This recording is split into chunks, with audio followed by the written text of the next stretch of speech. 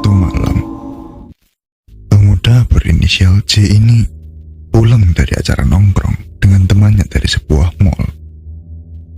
Seperti biasa, dia selalu dijemput ataupun diantar menggunakan sopir.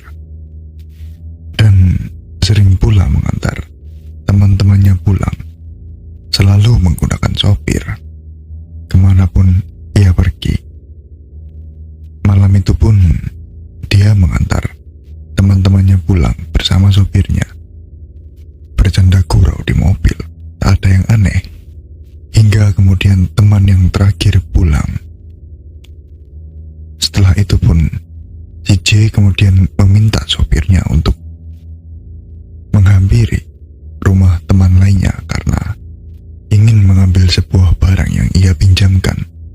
Setelah selesai mengambil barang, J pun meminta agar pulang ke rumah, dan rumahnya pun lumayan jauh.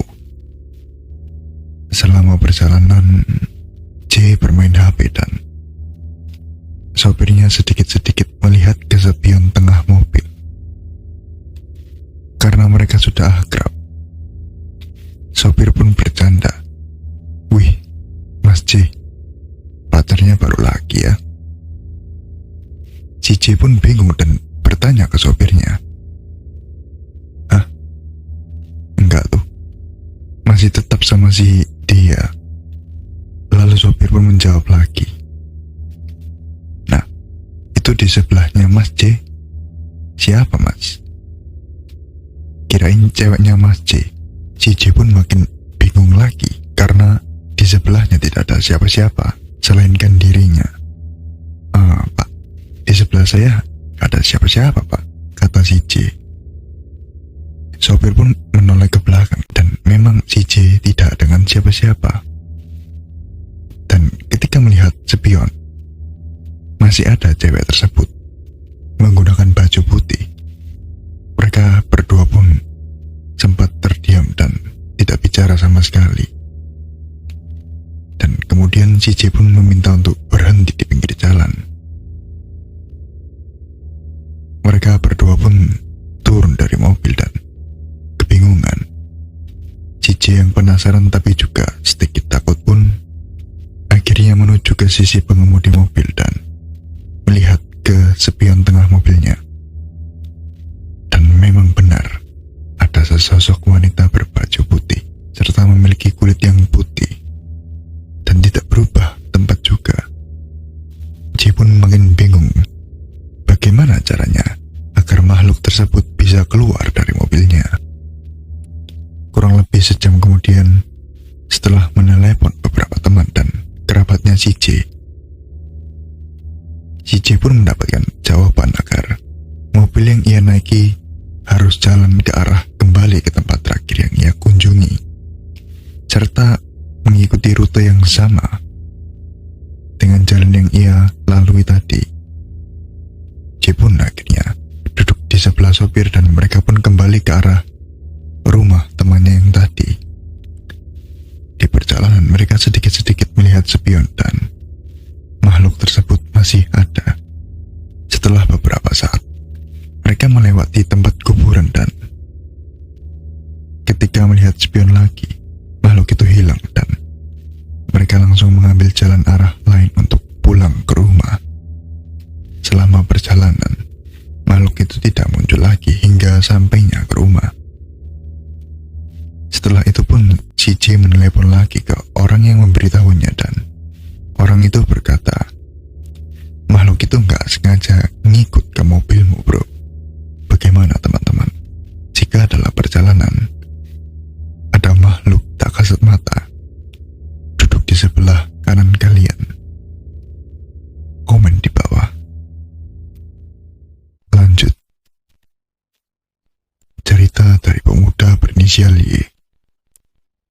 Y memiliki beberapa apartemen di Jakarta. Biasanya untuk disewa-sewakan atau dijual lagi. Suatu malam, ketika perjalanan di Jakarta yang sangat macet, dia sangat letih dan berencana ingin istirahat di salah satu apartemen miliknya. Sebelum ke apartemen, dia sempat membeli makanan dan minuman untuk bermalam di sana. Sesampainya di apartemen, dia pun bersih-bersih dan makan. Karena masih belum terlalu malam, dia pun lanjut menonton TV. Si Y ini tidak terlalu takut dengan hal-hal yang mistis. Hingga malam itu, selagi menonton, ia mendengar ada suara-suara aneh seperti ada meja yang dipindah. Tak lama kemudian, ada suara yang seperti mengkoret-koret dinding. Merasa risih, dia pun mematikan TV dan menuju ke lobi apartemen, merokok dan serta menelepon teman-temannya dan pacarnya. Waktu menunjukkan pukul 2 pagi dan ia pun naik ke atas untuk tidur. Ketika di ranjang, dia pun mendengar lagi dan berlangsung agak lama, hingga kurang lebih 10 menitan. Dia pun menggedor dindingnya agar tetangganya berhenti melakukan itu. Dan suara itu pun berhenti. Setengah mengantuk, si Y menuju ke kulkas untuk minum air. Ketika hendak menutup pintu kulkas, ia melihat sepasang kaki anak kecil berkulit pucat. Dia pun sempat terdiam beberapa saat, sambil mengingat kunci mobil dan HP miliknya diletakin di mana. Setelah ingat dan menyiapkan mental, si Y pun langsung menutup pintu kulkas sangat keras dan berlari mengambil HP dan kunci mobilnya. Langsung segera keluar kamar. Sesampainya di lobi, dengan napas yang patah-patah, ia dihampiri oleh customer service apartemen. Dia pun menjelaskan, hanya habis diganggu di apartemen lantai 17. Setelah diberikan minum, dia memberitahu bahwa hanya ada beberapa orang yang tinggal di lantai tersebut. Dan mereka semua tidak ada yang berada di sekitar kamarnya.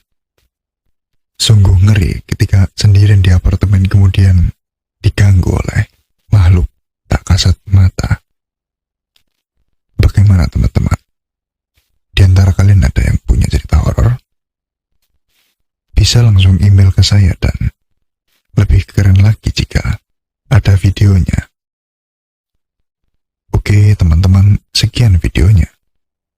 Terima kasih untuk yang sudah mendengar cerita ini dan jangan lupa klik subscribe, komen, dukung channel ini agar bisa terus menceritakan kisah horor ke kalian.